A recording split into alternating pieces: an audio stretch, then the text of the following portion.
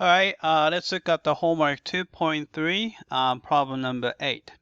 All right, so we have this strange function, greatest integer function of cosine of x, and then it's going from negative pi to positive pi. All right, so let's try to come up with the graph on our own. All right, so we know that here, so there's x-axis here. I draw x-axis here. And then here's our y-axis. All right, so let's start with a graph of cosine of x, right? Cosine of x looks like this, right? Start from 1, and then it's going to go up and down, up and down. So it's going to look kind of like this, right? Then on this side, it's a even function. So there's a mirror image on the other side too, all right? Then here, where's pi? So pi is going to be, so this is pi over 2 there. And then it's positive pi is right here. So I'm going to just here. So positive pi is right here. And then negative pi is right here. Right? So I'm going to go here. Right? And since that it's restricted between negative pi and positive pi, maybe I should stop here, and then also stop here, and then eliminate all the other ones. So I'm going to just do this. All right, and then here, like that. All right. So we have that. So this is the picture. And then what we want, so this is the, so this is cosine. So this is y equal cosine of x. All right. Then we have to think about, so what kind of change, the greatest integer function would have on this picture, right?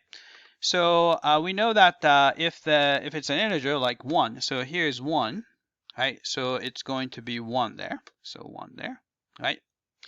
But you can see that any fractional value is going to brought down to 0.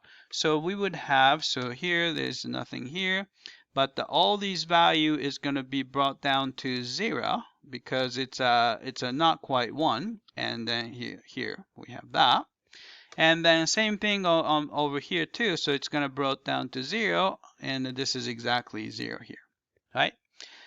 When you go slightly negative here, so this guy is going to brought down to negative 1, so which is going to be down here. So it's a negative 1 here, right? So it's going to be, so maybe I should put that here, dotted that line, so that as a reference. So all these guys, it's going to be negative 0 point something. It's going to brought down to negative 1 because you have to go to the next integer that's less than equal to that number. And then you can see that it's going to go here, right? And then same thing happens here. So it's negative 1, but all the other guys are brought down to negative 1 right up to this point right here. So this is negative pi over 2, right? So we would have a picture like that, and hopefully we're going to have a picture like that. Let's see. So not the first one, not the second one, not the fourth one. So the correct picture is going to be that one, right? Does it look like it? Yeah, right? Right. So we have that. So let's go ahead and check the answer.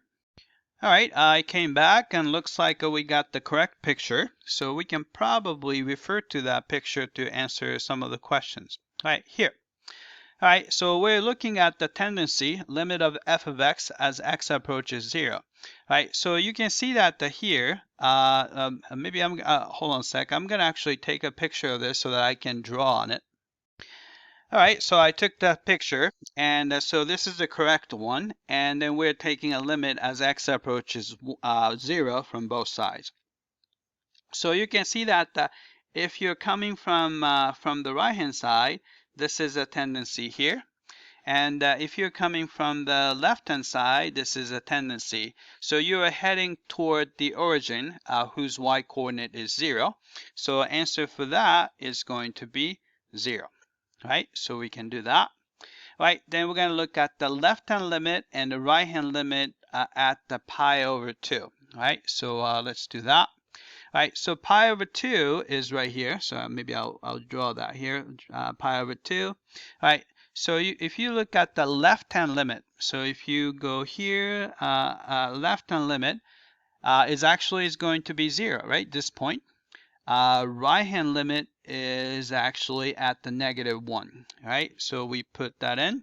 Left-hand limit is going to give you 0, but the right-hand limit is going to give you negative pi over, -1, right? So we have that, right? So let's do this, right? This one's easy, right? So if your left-hand limit gives you 0, right-hand limit gives you -1. So therefore, we know that two-sided limit cannot exist. So it does not exist because left-hand limit and right-hand limit do not agree with each other, right? So we got that, right? So that's part B, right? Let's check the answer. All right, it came back, and for part B, we got all four parts correctly. Right, so let's move on to part C.